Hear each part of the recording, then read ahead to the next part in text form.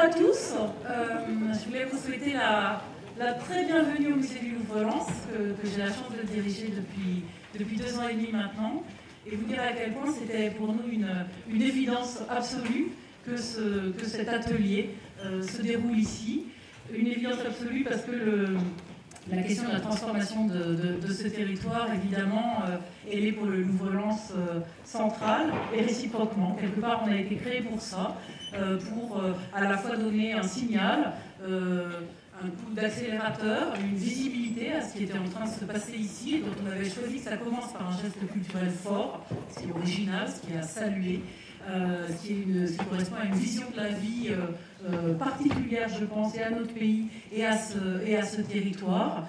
On a été pensé aussi, évidemment, et on continue à le faire au quotidien, comme un acteur majeur de la transformation de ce territoire, pas tout seul évidemment, au cœur d'un écosystème qui s'est créé pour ce territoire et dont Euralens, qui célèbre ses 10 ans cette année, est un des fleurons. J'aurai l'occasion de vous reparler de ce lieu formidable où vous vous trouvez et de l'approche qui a été de réaliser pour répondre à cette ambition un musée absolument pas comme les autres. Vous allez visiter ce soir.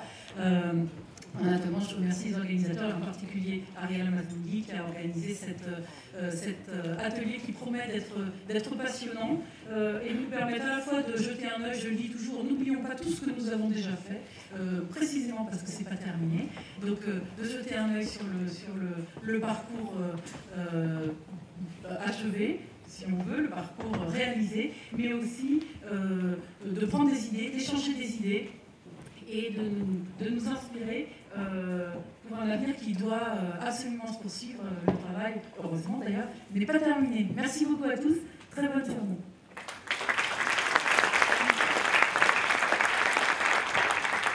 Un grand merci Marie.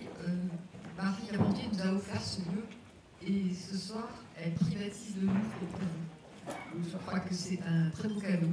Et vous verrez à quel point elle est investie sur ce territoire corps et âme. J'aurai l'occasion d'échanger précisément demain, puisqu'elle a accepté de participer à la table ronde économique. Là où on n'attend pas forcément la culture, et pourtant c'est important.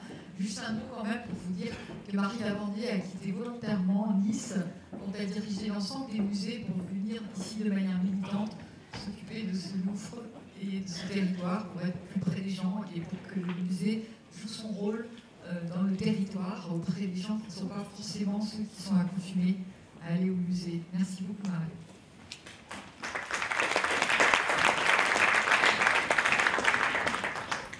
Alors, ceci est un atelier projet urbain. Un atelier projet urbain, c'est un lieu d'échange et de débat pour faire avancer le savoir, le savoir-faire, les concepts sur l'urbanisme. Au sein du ministère, vous avez créé cette mission que Paul Delpine, directeur général de l'aménagement, du logement et de la nature, continue à me confier maintenant que je suis à la retraite de l'administration. Nous avons beaucoup été en France, hein, contrairement à ce qu'a dit Gilles ce matin dans la Voie du Nord. On a exploré beaucoup de villes françaises, y compris le territoire, un territoire nantais, Saint-Nazaire, des territoires un peu. Saint-Nazaire était aussi un territoire de Nice. Hein. On a travaillé sur Saint-Étienne, mais on a beaucoup été ces derniers temps plutôt ailleurs qu'en France. L'an dernier à Madrid, pour explorer une expérience extraordinaire, un pouvoir citoyen solidaire, qui est vraiment très proche en fait de ce que vous essayez de faire. Et je suis très heureuse de ce public qui mélange public national, nous avons même les Belges, et puis le public local très investi pour aider ce territoire à progresser. Alors, pour échanger d'abord sur les grands enjeux de cet atelier, surtout les grands enjeux de ce territoire, Paul Delduc, à ma droite, directeur général de l'aménagement, du logement et de la nature, s'est beaucoup investi sur cet atelier, qui a aidé financièrement, qui nous a aidé aussi à réaliser cette publication qui rend compte des travaux de ce territoire, avec aussi les témoins que je présenterai pendant les tables rondes, et qui se sont très concernés par ce type de territoire. Et puis Sylvain Robert, qui est maire de Lens, qui est président de la communauté d'agglomération Lens-Diva et qui est président de cette petite association Euralens qui porte vraiment ce territoire.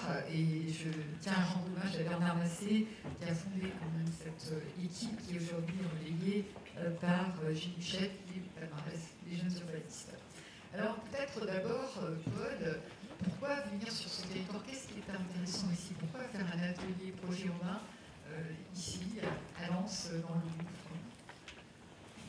Bonjour à tous. C'est vrai que. Alors, pourquoi venir d'abord? Parce que Lens nous l'a proposé. Pour commencer, on va dire toutes les choses dans l'ordre. Je me souviens très bien de la fois où le président est venu avec Gilles, avec Jean Subio, pour nous dire ce serait pas mal que vous veniez chez moi parce que j'ai des choses à montrer. Et puis j'aimerais partager avec d'autres gens ce que je fais, peut-être que ça me donne un peu plus d'idées. Et rien que ça, c'est un motif suffisant pour dire oui. Mais il n'y avait pas tout à fait ça, évidemment.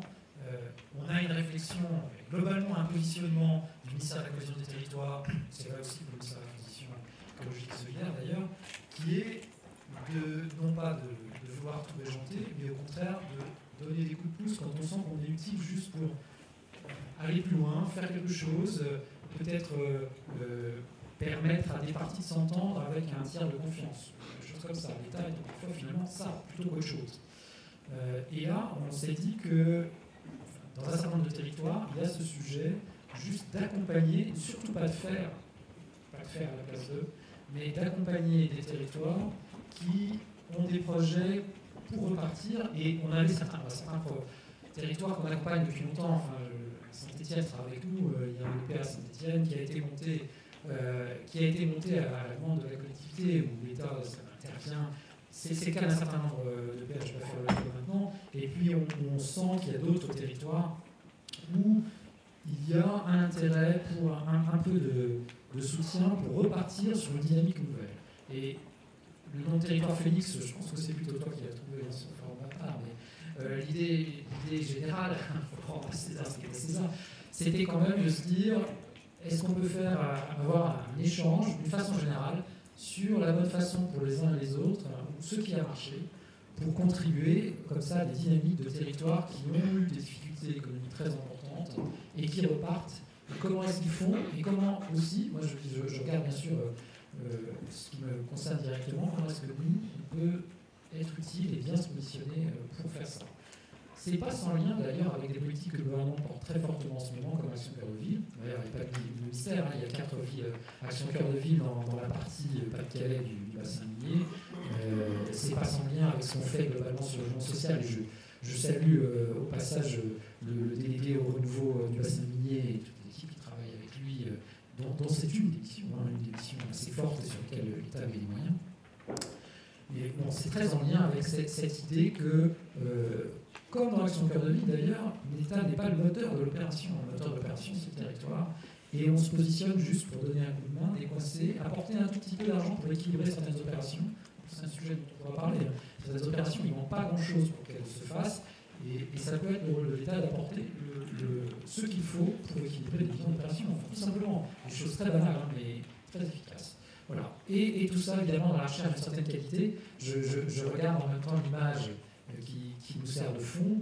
Et effectivement, la qualité urbaine, architecturale, le cadre de vie de grande qualité, c'est aussi très important et c'est aussi un enjeu pour nous.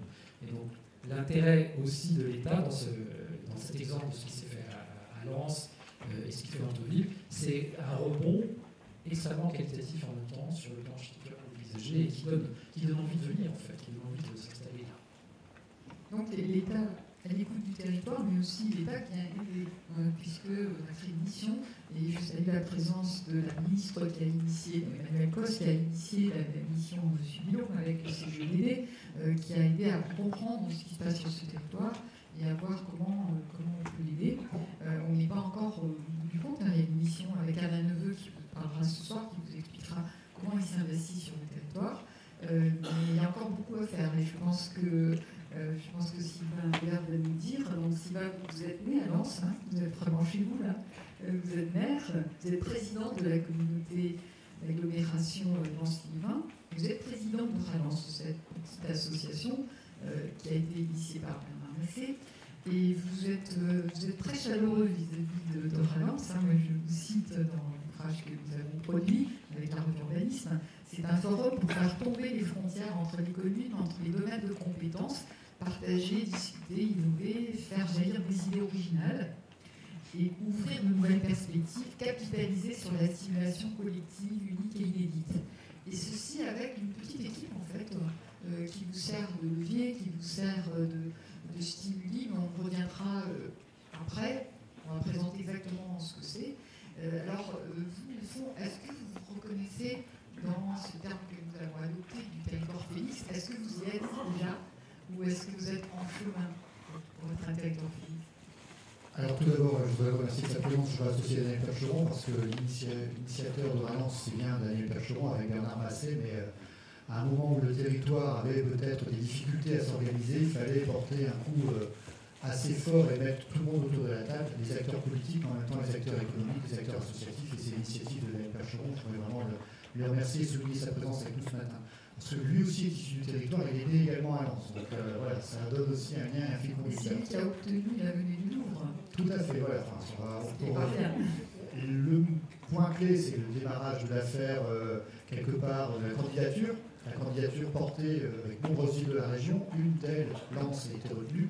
Et de là, comment le territoire s'organise. C'est un peu ça aussi l'enjeu qui a été porté par Lens, c'est l'initiative d'une petite équipe, mais une équipe qui vient un peu, comme évoqué par Paul Luc, sur le complément de structures existantes. On a les structures classiques, les villes, les communautés d'agglomération, trois agglomérations, les structures associatives, les services de l'État, nos partenaires.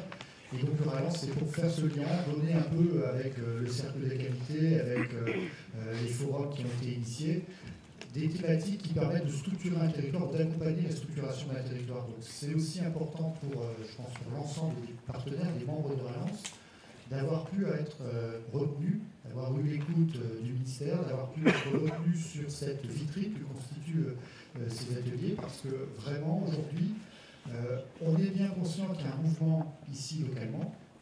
Il faut qu'on passe une étape en disant que le public et la population locale, c'est tout le rythme de l'Odyssée, des 10 ans de Valence, que la population puisse s'approprier cette évolution et en être consciente des atouts que peuvent constituer les évolutions urbaines, mais en même temps les évolutions quotidiennes de notre territoire, mais en même temps que ça puisse être partagé à un échelon plus global et que quelque part le développement puisse aussi retourner d'une autre façon sur notre territoire. Et j'allais dire, quelque part, la complémentarité, elle est là, vous le voyez dans l'image, pour reprendre l'aspect architectural, l'aspect urbain. En même temps, les jeunes qui jouent au baby-foot, c'est un peu la préoccupation de comment la population vit le territoire et vit ces évolutions du territoire. Marie-Hélène Fondier en parlera tout à l'heure, peut-être. Et elle a aussi initié, après la première période qui était l'installation du musée, Xavier Lecto avait un objectif qui était d'installer le musée, de pouvoir en faire une référence culturelle, une référence artistique. Nous, on avait aussi, avec Marie Lavandier et puis l'ensemble des équipes qui ont pu y participer, un tournant réalisé sur comment la population peut s'approprier ces nouveaux sites. Et tout l'enjeu de notre territoire aujourd'hui, c'est que ce qui est un peu la renommée, la chaleur humaine, la ferveur, on l'a vu malheureusement dans des circonstances un peu plus défavorables dimanche, on avait les avant plus favorables, mais on avait quand même une ferveur populaire autour d'un établissement, une institution locale, qui est le Racing Club de Lens, c'est comment cette population, sur ces enjeux, parce qu'on arrive à les mobiliser sur la nuit des musées, on voit aussi le succès de la route du Louvre, les coureurs, les marcheurs traverser le musée. Donc voilà, le musée n'est plus qu'un musée, comme la devise de Barcelone, c'est plus qu'un club. Le musée n'est plus qu'un musée, il est aujourd'hui plus qu'un dans son territoire, il est vraiment acteur. Et là, aujourd'hui, dans cette image, c'est vraiment l'enjeu de notre territoire qui est symbolisé. Il y a un enjeu de structuration, et c'est là où on a besoin de renforcer les partenariats, on a besoin d'un accompagnement un peu plus fort, peut-être un peu plus fort qu'ailleurs, parce que les difficultés se sont amoncelées aussi avec les années et la mono-industrie qui, quand elle a fermé ses portes, a eu des conséquences démultipliées sur notre territoire. Donc on a besoin d'un accompagnement, mais on n'a pas besoin d'une perfusion. On a vraiment besoin, sur des sujets sur lesquels on veut être porteur, sur la mobilité, sur la santé, d'avoir cet accompagnement qui nous permette de sauter quelques marches un coup, pour dire de rattraper le retard et d'être à la hauteur de l'ambition qu'on veut porter collectivement. Et c'est dans cet esprit-là que l'association Valence, depuis 10 ans, depuis l'initiative de Daniel, a pu amorcer certaines discussions, un forum thématique, être à l'origine de la création du pôle métropolitain, qui est la structure qui porte 3 agglomérations maintenant, qui n'était pas forcément, si on en avait parlé il y a 10 ans, naturel dans les esprits. Donc voilà, c'est un peu tout ça qui arrive maintenant à point, et sur lequel il faut qu'on communique, et surtout il faut qu'on échange. C'est pour ça que je vous remercie encore une fois l'un et l'autre, de quelque part de l'acceptation de notre candidature et du challenge de l'animation et de cette organisation, parce que c'est aussi quelque chose d'assez conséquent avec les équipes de Valence, équipes restreinte, mais mobilisée, motivée depuis 10 ans, parce que acteur incontournable du territoire, comme vitrine de son évolution. Voilà, on est un peu dans ce tournant, dans ce virage, où l'urbanisme, l'architecture, le visuel, quelque part, doit aussi maintenant rencontrer les attentes de la population et l'Odyssée de Valence sur toute l'année, dont un événement est ce matin et demain, a pour objectif vraiment que la population s'approprie cette évolution et en soit aussi acteur. Mais pour cela, on a besoin aussi des échanges multiples et surtout extérieurs pour pouvoir nous guider, éventuellement nous réajuster sur notre trajectoire. Donc moi j'ai été très frappée par l'enthousiasme et puis l'engagement des gens sur ce territoire. En même temps, il y a beaucoup à faire parce qu'on hérite d'une situation très dure et c'est pas le seul endroit en France où c'est le cas d'ailleurs. Mais plus fréquemment, ça se retrouve autour des villes, autour des métropoles. Vous êtes une sorte de métropole, 650 000 habitants quand même, et qui n'est pas la forme d'une métropole, avec beaucoup de villes, des espaces verts très beaux, patrimoine assez sympathique avec des maisons individuelles, les cités minières, mais pas de grands ensembles, très peu. Vous manquez de transport, mais vous avez surtout un énorme problème d'emploi, malgré tous les efforts que vous faites. Donc vous avez des challenges très très particuliers qui en même temps peuvent apprendre beaucoup de choses aux autres territoires en France. J'en discutais avec un député des Alpes-Maritimes qui était maire de Vence et qui me dit à l'arrière des villes, nous c'est la catastrophe, c'est-à-dire il n'y a pas de service, il n'y a pas d'emploi, il n'y a pas de transport. Et ce sont des territoires dont on ne s'occupe pas. Et ça n'est pas. Moi j'ai sorti un livre il y a 10 ans, Agir sur les grands territoires, avec David Mangin, on a fait un flop, vous ne pouvez pas savoir, vraiment. Et c'est toujours pas d'actualité, c'est toujours pas un objet de recherche. Et vraiment, moi je pense que ce que vous êtes en train de faire ici, ça va être observé très très attentivement pour inventer la manière dont on travaille à ces grandes échelles des territoires qui dépasse la question des bourgs, qui dépasse la question des petites villes, parce que même si vous sauviez toutes vos villes, ça ne suffirait pas. Il y a le lien. Puis, Sylvain vous insistez beaucoup sur les gens, vous avez raison, parce qu'on a du mal à changer l'image d'un territoire, d'abord aux yeux des habitants eux-mêmes. Il faut qu'ils soient fiers du Louvre, il faut qu'ils soient fiers de leur territoire. Ça commence, mais on n'y est pas tout à fait. Comment est-ce qu'on peut aller plus loin pour que les habitants s'approprient réellement tout ce qui est en train de se dire, qu'ils soient encore plus actifs, pour qu'ils soient encore plus concernés et pour qu'ils croient à l'avenir de leur territoire auquel ils tiennent, n'ont pas envie de partir. C'est vrai,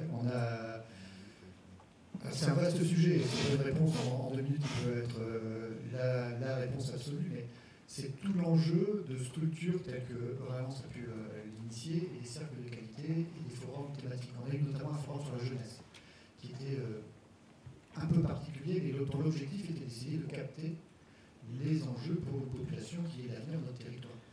Et on peut construire un territoire avec une vision partagée sur des formes un peu, usuelles dans notre pratique quotidienne des uns des autres.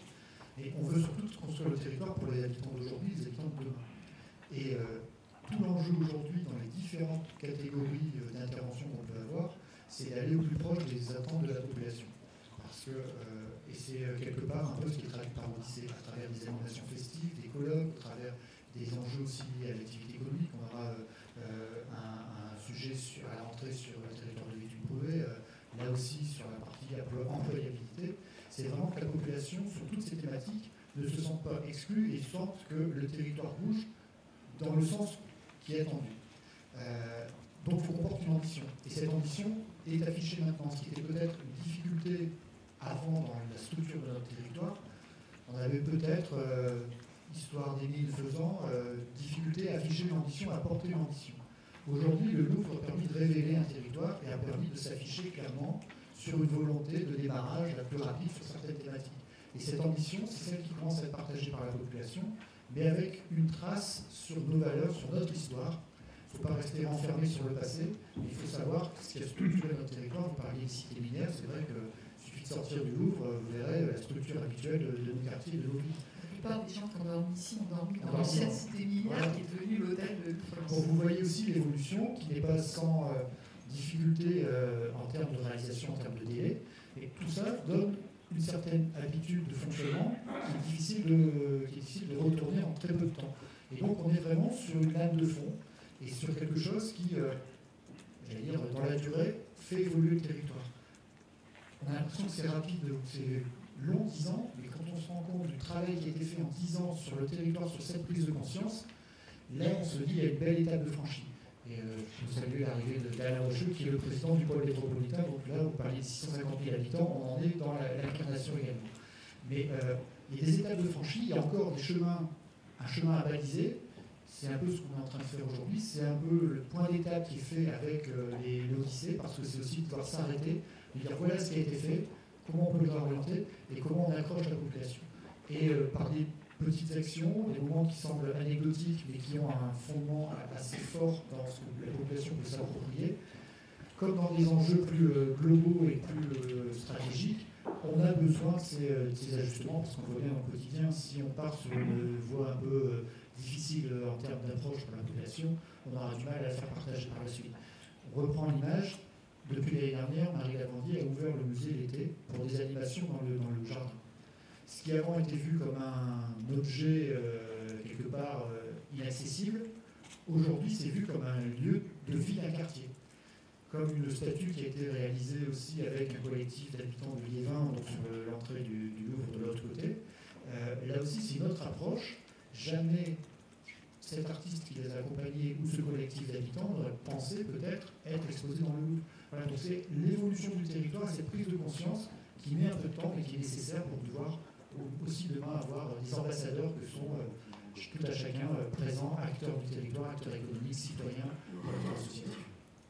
Merci Sylvain. Donc demain, nous reviendrons sur ces sujets en table ronde finale avec donc, vos deux autres partenaires, qui sont Alain Wacheux et Christophe Pilch, qui sont présidents de l'intercommunalité, et vous trois, vous êtes réunis dans ce pôle métropolitain pour tenter de sauver ce territoire. Et je crois que ça va être une table ronde très passionnante.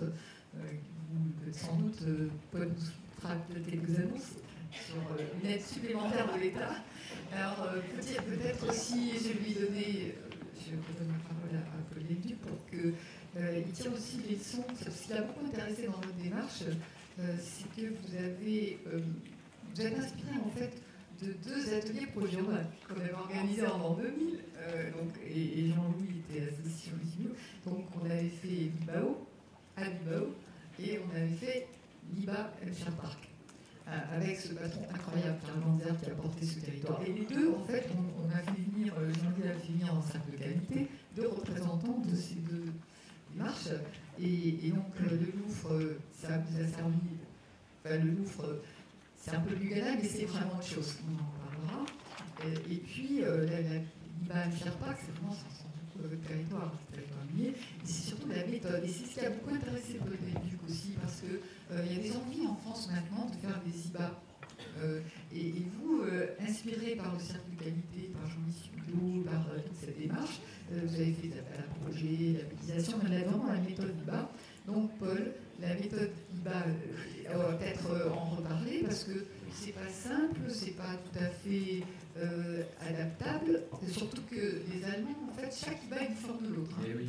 Et donc c'est ça qui est intéressant, et c'est dans la démarche j'écoute le territoire. Oui, mais c'est tout à fait ça. Alors, c'est vrai qu'on est aussi vu ici, parce que le Valence, ça ressemble quand même furieusement à certaines IBA, et notamment celle d'Elcher Park. Alors le territoire ressemble, mais même le concept, qui est finalement de faire émerger des projets très innovants de tout type, pas uniquement architecturaux, mais aussi sociaux, d'activités, enfin voilà, quelque chose de très multiforme. C'est cette idée de labelliser côté innovant et qui apporte quelque chose au territoire aussi pour quand même faire un peu de tri et que ce soit que tout aille dans un sens de dynamique nouvelle du territoire, mais aussi certaines exemplarités. Ça ressemble beaucoup et on a une demande. Je ne veux pas dire que ce n'est pas du tout l'obsession de l'administration, hein, mais on a une demande d'un certain nombre de territoires qu'on réfléchisse avec eux à comment on peut accompagner une démarche qui ressemble aux IBA. Au passage, je dis qu'on n'a aucun état d'âme à appliquer ce qu'il y a de bien chez nos voisins. D'ailleurs, c'est l'objet des ateliers projets urbains. C'est aussi pour ça qu'on est allé dans un certain nombre de villes, d'autres villes européennes surtout. C'est sans aucun état d'âme pour se dire que s'il y a des choses intéressantes, ma foi, on pourrait bien les essayer chez nous, évidemment avec un contexte culturel qui est complètement différent, mais il y a tellement de choses quand même communes à certains endroits. Et donc c'est vrai qu'en ce moment, on va pas faire, ça ne va pas être le printemps des IBA, là, d'un seul coup, on ne va pas couvrir la France d'IBA, mais les quelques territoires avec lesquels on discute en ce moment et qui ont envie de faire des IBA proches de ce que fait Valence en réalité, on va les accompagner effectivement. Et donc c'était intéressant pour nous aussi de faire cet atelier chez vous, Monsieur le Président, pour que tout le monde partage la façon dont le Valence a travaillé, en fait, la façon dont le Valence a contribué à faire fructifier l'espèce d'investissement initial dans lequel nous sommes, mais à faire fructifier de mille manières, une façon dont on pourra s'inspirer dans d'autres territoires, à chaque fois avec du sur-mesure. Il n'y aura pas de guide national de l'IBA, je dis tout de suite. Surtout pas une procédure. Surtout pas de procédure, pas de guide. Transformer votre idée en On ne va même pas inventer un nouveau nom pour offensiver le truc, il faut assumer ce qu'on fait. On est allé chercher l'idée en Allemagne, on garde le nom, enfin, on ne fait rien de tordu, et avec beaucoup de souplesse à la mode IBA. Juste, encore une fois, on va accompagner quelques territoires qui ont envie de le faire, on va les accompagner. Je vous remercie.